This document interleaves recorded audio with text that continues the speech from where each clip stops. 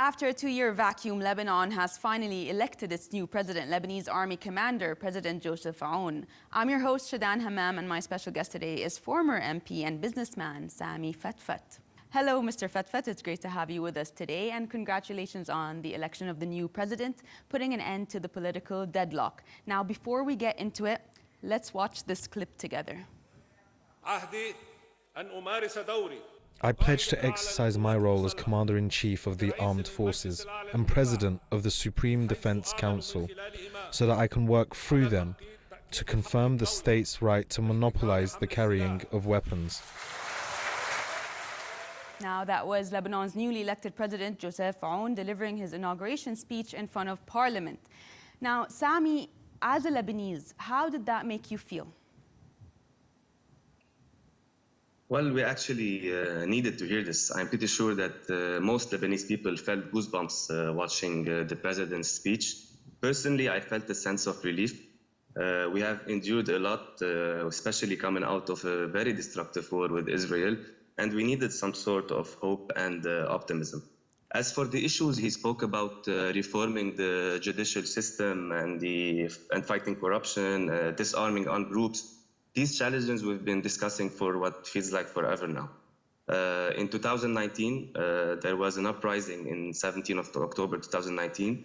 This uprising, these issues were brought back to the forefront when the youth took to the streets and demanded change.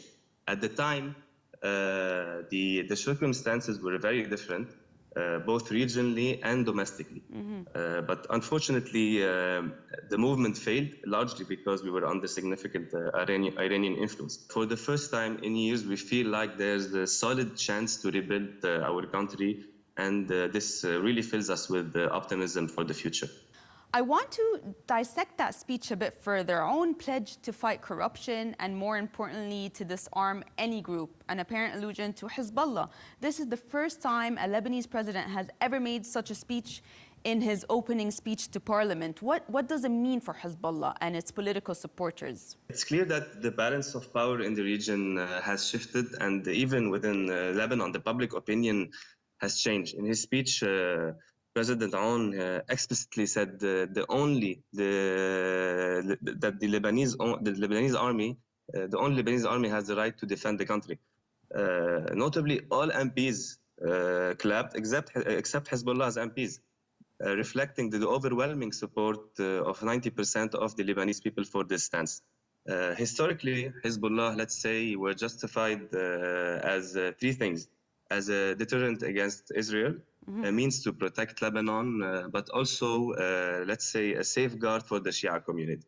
However, none of the justifications have held true over time.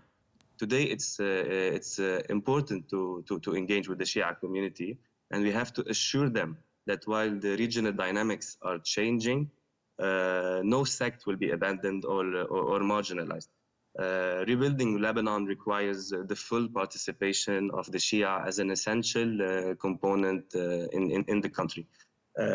Practically speaking, we have to say that Hezbollah's weapons no longer serve any function in this context. The collapse of the Syrian regime has severed their land, air, and sea connections with Iran, but also the destruction of the Syrian weapon factories has directly impacted Hezbollah resources. And that's a major problem for them.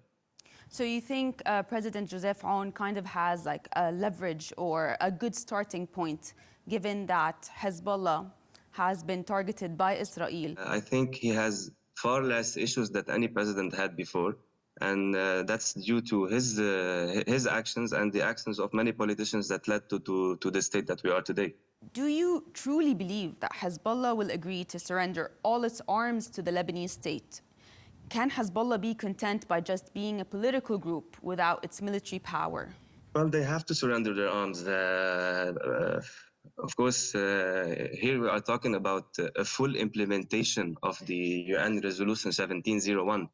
The 1701 implementation, first of all, is key to protecting the Lebanese army. And it's especially with the support of the UNIFIL.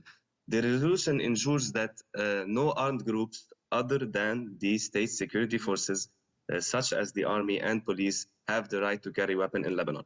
If the resolution 1701 is fully enforced, there will be no arms in Hezbollah's possession, and thus no potential clashes between Hezbollah and the army. Speaking of clashes, President Aoun now faces a few daunting tasks, from overseeing a ceasefire between Hezbollah and Israel to save the country from its worst economic crisis. What do you think will be his biggest challenge? Let's start by saying that President Aoun has set the bar very high, to be honest, and I'm very good with that. But so much that there's some Lebanese are saying that if he delivers like 30% of his speech, they will be very grateful. However, he will face significant obstacles, particularly from parties benefiting from the current state of lawlessness. The biggest challenge will be standing firm and refusing not to make compromises with any political factions. One of the most powerful statements he made was no one is above the law and no one is protected.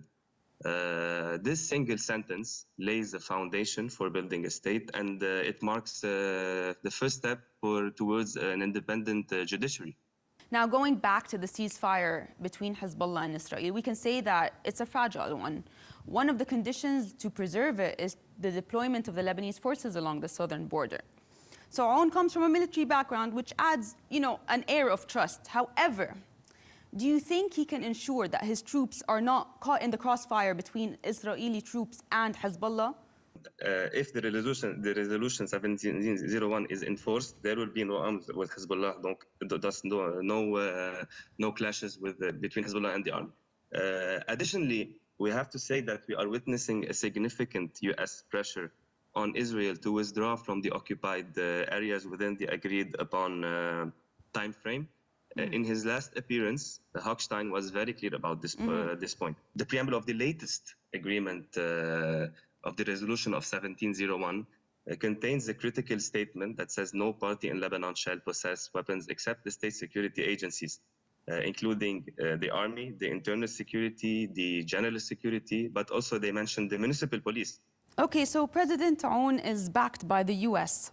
Can this mean that Lebanon might be entering an era of potential peace or even normalization ties with Israel? I think it's too soon to speak about normalization with Israel.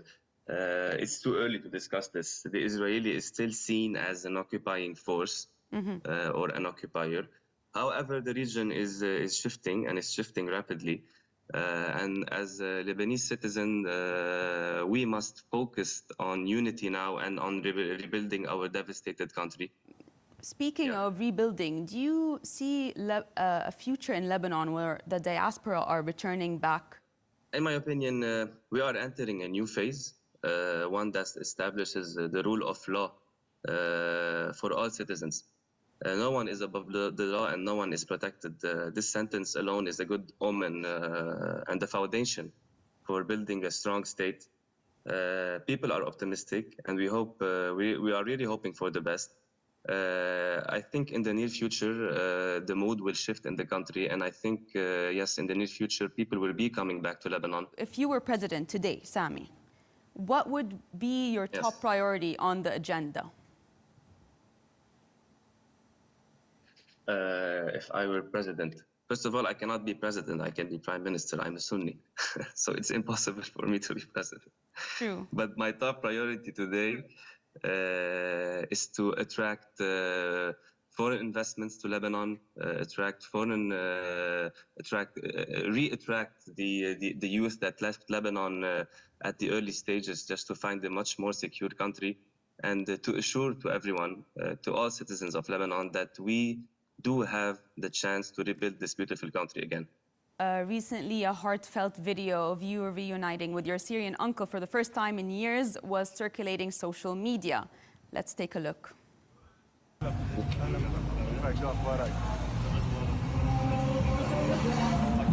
عمك؟ عمي 16 سنة ما شفته. تفضل. Sami, tell us more about the story behind that video. I actually went to Syria 3 days after the fall of the Assad regime. I went out of curiosity, and we have my father has a stepbrother in Syria that I've met when I was young, but I've never seen him since then. So I had the chance to connect with him, to contact him and to see him, and it was an amazing moment for me, and it was an amazing moment for him also. So he met me when I was like maybe 10 years old, and now seeing me again, going to Syria, and it was crazy. It was like a dream. Were you bored from Syria? Is that why you haven't seen him in a long time? I know for sure that my dad has a warrant against him by the Syrian government, by the ex-Syrian Assad regime. When we used to speak publicly about the Syrian regime, I was very harsh on TV, and I was very loud regarding the atrocity of the Syrian regime. Mm-hmm. So I'm pretty sure that if I were to go there before the fall of the Assad regime, I would have major problems. But now that this regime is gone, both Lebanon and Syria have the chance to build amazing diplomatic relationship and civil relationship.